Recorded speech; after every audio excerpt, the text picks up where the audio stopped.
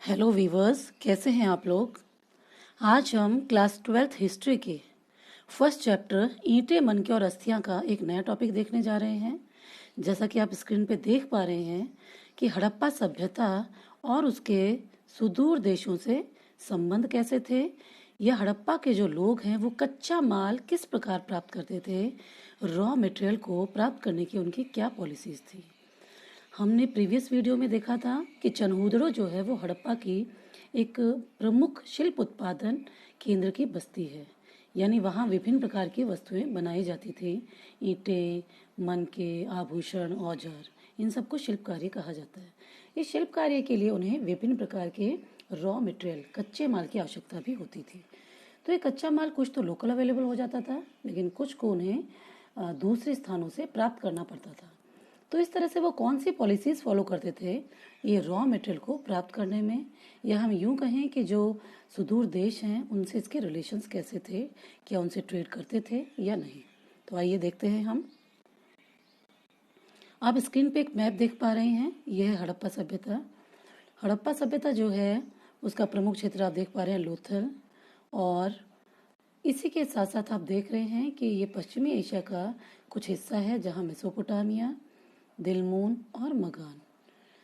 तो हड़प्पा सभ्यता जो है उसके अपने इन सुदूर देशों से ट्रेड रिलेशन के साक्ष्य मिलते हैं, व्यापारिक साक्ष्य मिलते हैं। और पुरातत्वविद मानते हैं कि जो ट्रेड था बोथ लैंड और सी रूट से किया जाता था, स्थल मार्गों के द्वारा, और ये जो इसका लोथल एकमात्र बंदरगाह है इससे होते हुए जल मार्ग के द्वारा भी फारस की खाड़ी से होते हुए ये ट्रेड करते थे। तो ये आपको एक जनरल परिचय दिया है। अब आगे आइए हम देखते हैं वन बाय वन कि हड़प्पा के जो लोग हैं वो कच्चा माल प्राप्त करने के लिए बेसिकली 3 पॉलिसीज फॉलो करते थे, उसके बारे में जानते हैं। तो हड़प्पा निवासी जो हैं वो बेसिकली शिल्प उत्पादन कार्य करते थे, और शिल्प उत्पादन कार्य करने के लिए जनरली कच्चे माल की आवश्यकता ज़रूर होती है। उसमें हम मिट्टी का यूज़ कर सकते हैं। मिट्टी लोकल लेवल पे अवेलेबल होती है इजीली। उसमें पत्थर, लकड़ी, धातु और बहुत सारी चीज़ें, हड्डी और काफ़ी सारी चीज़ों से उन्होंने वस्तुएं बनाई। तो उन सब रॉ मटेरियल की उन्हें आवश्यकता होती है। जो पड़ोसी देशों से ट्रेड करते थे या आसपास के जो उनके स्थल हैं उनसे वो वस्तुएं प्राप्त करते थे, उसके लिए वो कौन से रास्तों का प्रयोग करते थे, बेसिकली स्थल और जल मार्ग। स्थल मार्ग के एविडेंसेस मिले हैं कि बैलगाड़ी जो है उनको एक प्रतिरूप टॉयज के रूप में बैलगाड़ियाँ मिली हैं, जिनसे इतिहासकार ये अनुमान लगाते हैं कि संभवतः इनमें सामान को लाद कर एक स्थान से दूसरे स्थान पर ले जाया जाता था। और इसी के साथ जल मार्ग के लिए नाव के चित्र मिले हैं मोहरों पर और अन्य चीज़ों पर। तो इसका मतलब ये है कि वो नाव जैसी चीज़ से परिचित थे।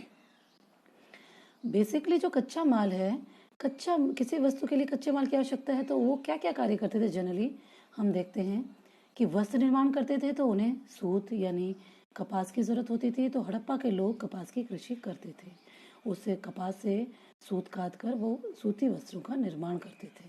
इसी प्रकार ऊनी कपड़ों के लिए वो भेड़ पालन करते थे, हमने पशुपालन में देखा। लकड़ी जो है वो मेसोपोटामिया से प्राप्त करते थे।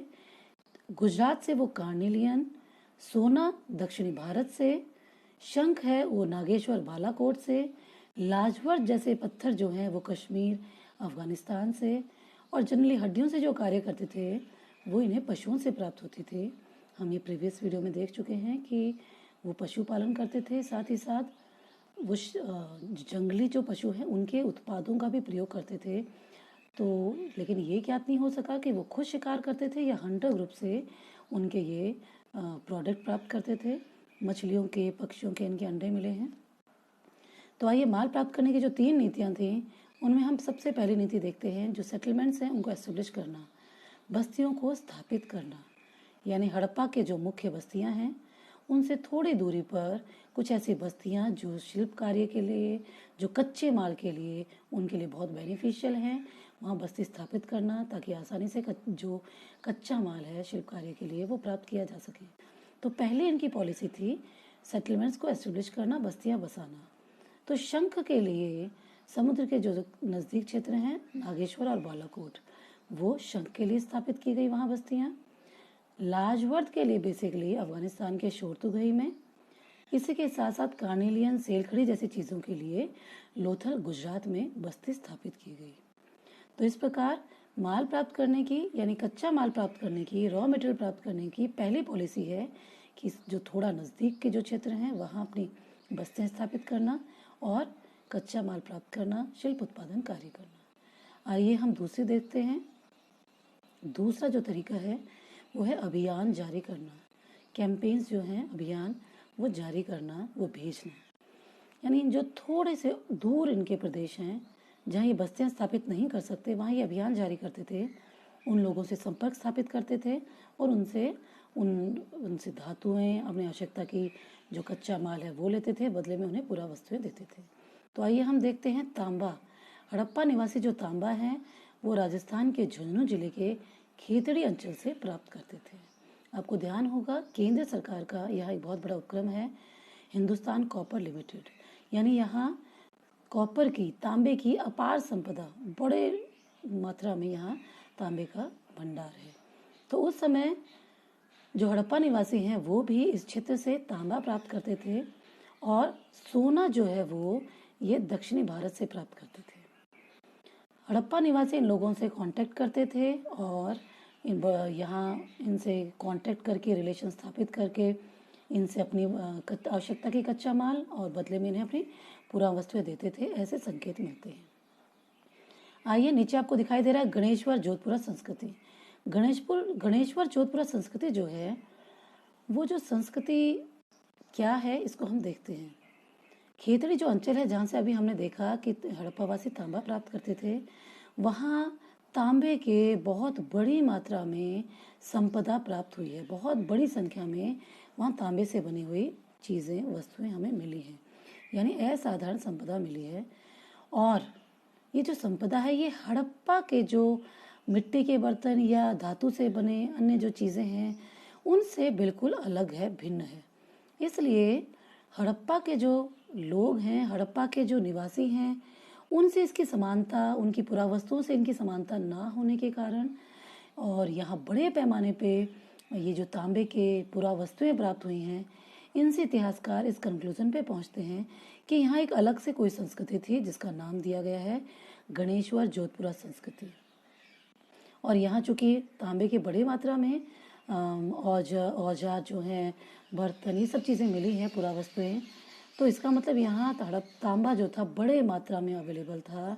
और ये भी एक एविडेंस है कि हड़प्पा में तांबा यहाँ से आता था, क्योंकि यहाँ तांबा बड़ी मात्रा में प्राप्त होता था, बड़ी मात्रा में यहाँ इनकी पुरावस्तुएं मिली हैं। साथ ही साथ वर्तमान में हम देखते हैं कि केंद्र सरकार का यहाँ उपक्रम भी है। तो ये सारी चीज़ें प्रूव करती हैं कि वहाँ तांबा प्रचुर मात्रा में था और इस प्रकार खेतड़ी अंचल से ये तांबा प्राप्त करते थे। अब तीसरा तरीका जो है कच्चा माल प्राप्त करने का, वो है सुदूर देशों से संबंध, व्यापारिक संबंध। सुदूर देशों से व्यापारिक संबंध में हम बेसिकली 3 देशों को देखेंगे जिनके बारे में मैंने आपको मैप में दिखाया, पश्चिमी एशिया के देश। तो पहला है ओमान। ओमान से जो अरब प्रायद्वीप में स्थित है, वहाँ से हड़प्पा निवासी तांबा प्राप्त करते थे। अब किसी भी चीज़ को बताने के बाद हमें ये ज़रूर बताना है कि उसके एविडेंसेस क्या है, हमने ये बात किस आधार पे कही है, किस बेस पे कही है। तो आपको यहाँ ये एक मृदभांड, एक मिट्टी का बर्तन नज़र आ रहा है। ये जो बर्तन है ये काली मिट्टी है, इसकी एक बहुत ही मोटी परत इस पर चढ़ाई गई है और एक बड़ा ये साइज़ का बर्तन है। तो इतिहासकार ये मानते हैं कि इसमें कुछ लिक्विड रखा जाता था और वो लिक्विड का रिसाव ना हो, इसके लिए इस पर ये मोटी परत चढ़ाई गई थी। और ये जो मिट्टी का बर्तन है ये हड़प्पा का है और ऐसे जो बर्तन हैं वो ओमान में बड़ी मात्रा में मिले हैं। तो अब हम समझते हैं कि ओमान से कैसे रिलेशन प्रूव होते हैं। तो जो हड़प्पा है, हड़प्पा जो है वो तांबा यानी कॉपर जो है वो ओमान से प्राप्त करती थी, ऐसे एविडेंसेस मिलते हैं। क्या एविडेंसेस हैं कि ओमान में जो तांबा मिला है, ओमान में प्लस हड़प्पा में जो तांबा मिला है, दोनों में ही निकल धातु के जो अंश हैं, निकल धातु के जो मात्रा है वो एक समान पाई गई है। यानी हमारे आर्कियोलॉजिस्ट इस कंक्लूजन पे पहुंचते हैं कि ये सेम ओरिजिन, साझा उद्भव के संकेत हैं। यानी ये तांबा किसी एक स्थान का है और वहाँ से ये एक स्थान पे इसका ओरिजिन हुआ है, वहाँ से ये प्राप्त हुआ है और उसके बाद ये किसी दूसरे स्थान पर भेजा गया है। तो आप समझिए कि ओमान से हड़प्पा निवासी तांबा प्राप्त करते थे। तांबा प्राप्त करते थे, इसके क्या एविडेंस हैं? तो ये रासायनिक विश्लेषण दिखाते हैं कि ओमान का जो तांबा है प्लस हड़प्पा का जो तांबा है, दोनों का सांझा उद्भव है। सांझा उद्भव कैसे है? क्योंकि निकल धातु जो है उसके समान मात्रा में अंश मिले हैं। इससे ये प्रतीत होता है कि वो दोनों एक ही जगह के से प्राप्त किया गया तांबा है। और दूसरी चीज़, ओमान में ये बड़ी मात्रा में ये मृदभांड मिला है जो हड़प्पा का है, जिसपे एकदम काली मिट्टी की मोटी परत चढ़ाई गई है। इसका मतलब क्या है? इसका मतलब ये है कि इतिहासकार ये कंक्लूज़न निकालते हैं कि इस बर्तन में हड़प्पा निवासी कुछ तरल पदार्थ डालकर ओमान भेजते थे और रिसाव से रोकने के लिए इस पर ये काली मिट्टी की मोटी परत चढ़ाई गई। तो हड़प्पा निवासी ओमान से तांबा प्राप्त करते थे और बदले में इस पात्र में डालकर संभवतः कुछ तरल पदार्थ वहां भेजते थे। आइए हम दूसरा देश देखते हैं, मेसोपोटामिया। मेसोपोटामिया से भी हड़प्पा के संपर्क थे। मेसोपोटामिया में 3वीं शताब्दी का एक अभिलेख मिला है जिससे हमें बहुत सारी जानकारियां प्राप्त होती हैं। उस लेख में दिया है मगान यानी ओमान, वहां से मेसोपोटामिया के लोग तांबा प्राप्त करते थे। जिस तरह से ओमान से हड़प्पा के लोग तांबा प्राप्त करते थे, वैसे ही मेसोपोटामिया के लोग भी मगान यानी ओमान से, ये दो मगान ओमान का ही नाम है, यानी ओमान से वो तांबा प्राप्त करते थे। और मेसोपोटामिया में भी तांबे में निकल धातु के उसी समान मात्रा में अंश मिले हैं, यानी सेम ओरिजिन को ये यहाँ रिप्रेजेंट कर रहा है। इसके अलावा यहाँ हड़प्पा के बाट, मोहरे, मन के आदि प्राप्त होते हैं। कहाँ? मेसोपोटामिया में। ये इस बात का संकेत है कि हड़प्पा के मेसोपोटामिया से लंबी दूरी के संपर्क थे। और इस लेख में हमें और भी चीज़ें ज्ञात होती हैं, जैसे दिलमून यानी बहरीन, जिसको हम आगे स्टडी करेंगे, मगान यानी ओमान, जिसकी स्टडी हम कर चुके हैं, और मेलुहा यानी हड़प्पा।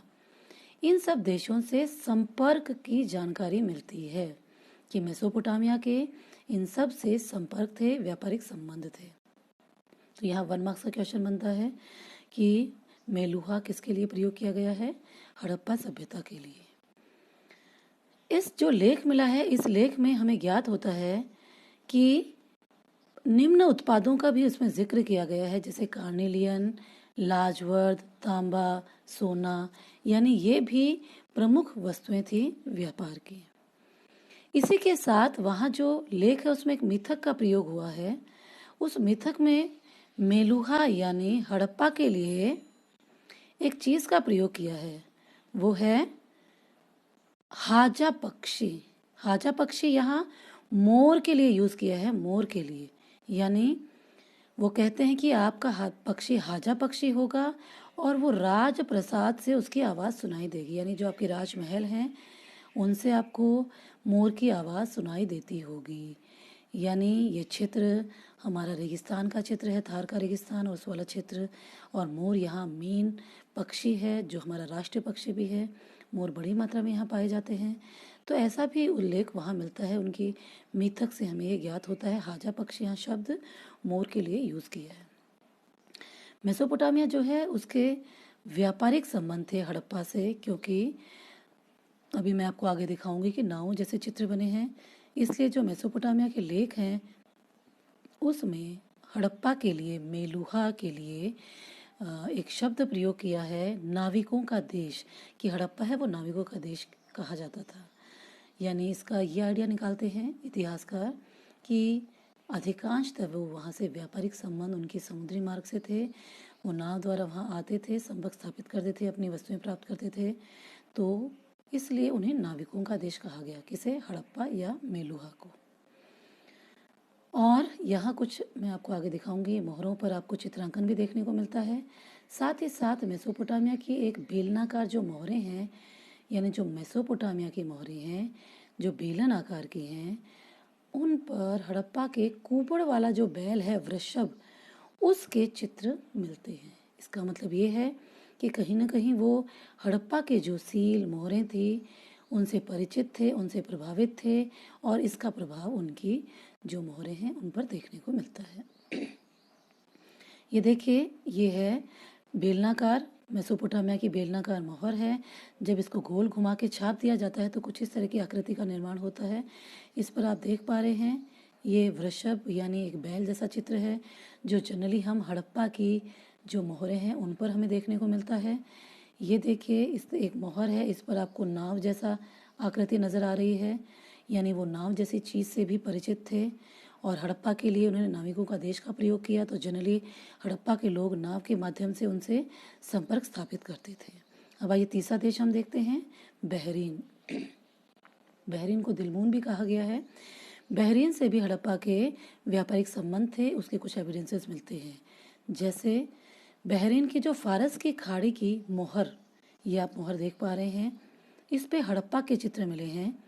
ये देखिए आप, ये एक सिंह का जो पशु है, एक सिंगी, ये हड़प्पा की मोहरों पर आपको अनेक मोहरों पे देखने को मिलता है। तो ऐसा ही कुछ जो है वो उसमें भी नज़र आ रहा है। साथ ही साथ हड़प्पा के जो माप तोल के बाट हैं उनका प्रभाव उनके मानक के आधार पर ही यहाँ के माप तोल के बाट जो है वो निर्मित किए गए थे, यानी उनमें समानता नज़र आती है। तो इतिहासकार कहते हैं कि ये संभवतः हड़प्पा का इस पर प्रभाव था। तो इस प्रकार हमने देखा कि हड़प्पा के जो लोग हैं विभिन्न प्रकार के शिल्प कार्य करते थे। शिल्प कार्य का एक प्रमुख सेंटर हमने एक वीडियो में देखा, चनोदड़ो था, और उस शिल्प कार्य के लिए इन्हें बहुत सारे रॉ मटेरियल की आवश्यकता होती थी। उस रॉ मटेरियल प्राप्त करने के वो 3 मेथड्स फॉलो करते हैं, 3 तरीके उन्होंने फॉलो किए हैं। सबसे पहले वो बस्तियाँ बनाते हैं जहाँ उनको कच्चे माल लगते हैं कि यहाँ से हमें आसानी से बड़ी मात्रा में कोई स्पेसिफिक कच्चा माल मिल सकता है। दूसरा, वो अभियान जारी करते हैं, जैसे राजस्थान और दक्षिण भारत से उन्होंने क्रमशः तांबा और सोना प्राप्त किया। और तीसरा, वो जो थोड़ी और दूर देश हैं जहाँ वो बस्तियाँ स्थापित नहीं कर सकते, वहाँ से उनके ट्रेड रिलेशंस हैं। जैसे हमने देखा पश्चिमी एशिया में मेसोपोटामिया है, मगान है, बहरीन है। तो स्टूडेंट्स, अगेन मैं आपको ये मैप शो करती हूँ कि लोथल से होते हुए ये मगान, दिलमून और मेसोपोटामिया से अपने ट्रेड रिलेशंस करते थे। साथ ही साथ यहाँ राजस्थान से ये तांबा प्राप्त करते थे, दक्षिण भारत से वो सोना प्राप्त करते थे, और बालाकोट और नागेश्वर जैसी बस्तियाँ उन्होंने समुद्र किनारे स्थापित की ताकि वो इजीली कच्चा माल प्राप्त कर सके। तो इस प्रकार ये हमारा टॉपिक था। होप आपको समझ आया होगा। इसे ध्यान से देखिए कई बार और समझने की कोशिश कीजिए। Thank you for listening.